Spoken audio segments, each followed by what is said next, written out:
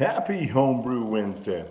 Lots of things going on.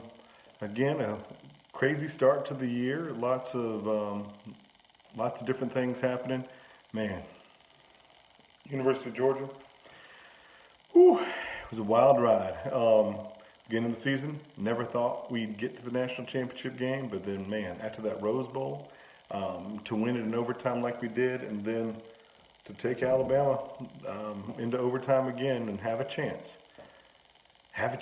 But then, oh well, just didn't work out the way we wanted it to. But hey, couple things. Got a brew day in right at the end of the year. Did a 15-minute saison, and also we brewed King Kamehameha. It's our chocolate coffee coconut. We really want it to be a stout, but I keep thinking it's really a porter. Not that there's anything wrong with being a porter, but anyway, got those done then, and then again, lots of stuff going on. Started the year. Basketball started up. Coaching that with one of my daughter's friends' parents. So I'm coaching that team. So we got that going on. Live streaming basketball games. I mean, it's been snowstorms and ice storms and everything else. And also just got back from Disney World. Went down there and helped chaperone a band trip with the school I work with. That was a lot of fun. Throw some pictures in there.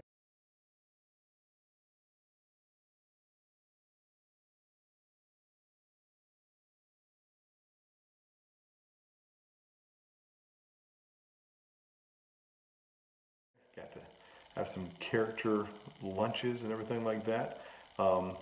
It was a lot of fun. It was a good trip.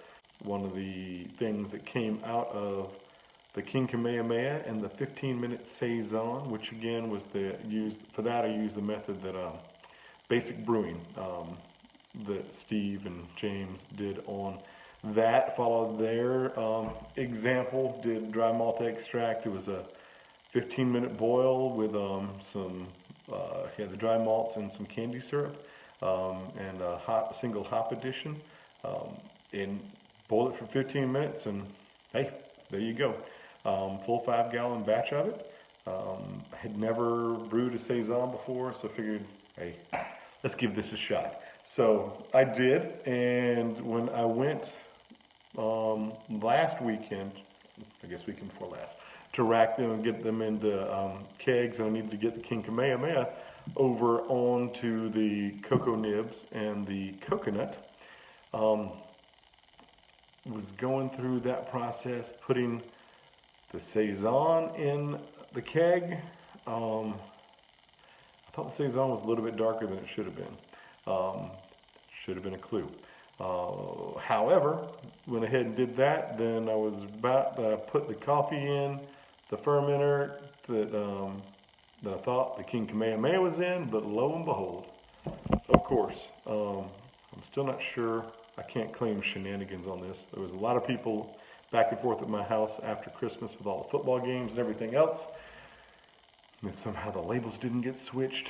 But anyway, needless to say, the saison got an addition of coffee to it, and then I had to pull the King Kamehameha out of the keg, put it back in a fermenter to rack it on the coconut and cocoa nibs, and get some more cold pressed coffee to add to that. So actually tonight, put that in the keg. Man, it smells like a whole lot of chocolate. It smells a little bit hot too. A little boozy, but I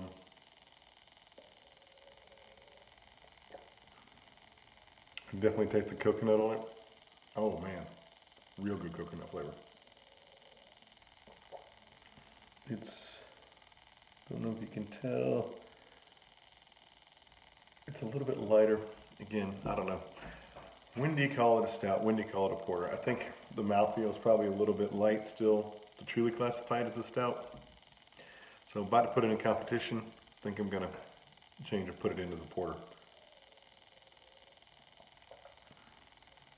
But man, that's good. Got it cooling down so I can get it carbonated tomorrow. And And then the Saison. Still a little bit cloudy. Again, I'm not one that drinks a whole lot of Saisons, so I don't know that it should be cloudy. I don't think it didn't call for Werflock in the recipe. Didn't add it. It'll probably clear up, but I love the smell. I love the taste of it. It needs a little more carbonation too. It's got a decent amount now, but it could definitely use a little bit more. So I'll get that in the kegerator because I don't have a way to really get it on CO2 in my other refrigerator out in the garage.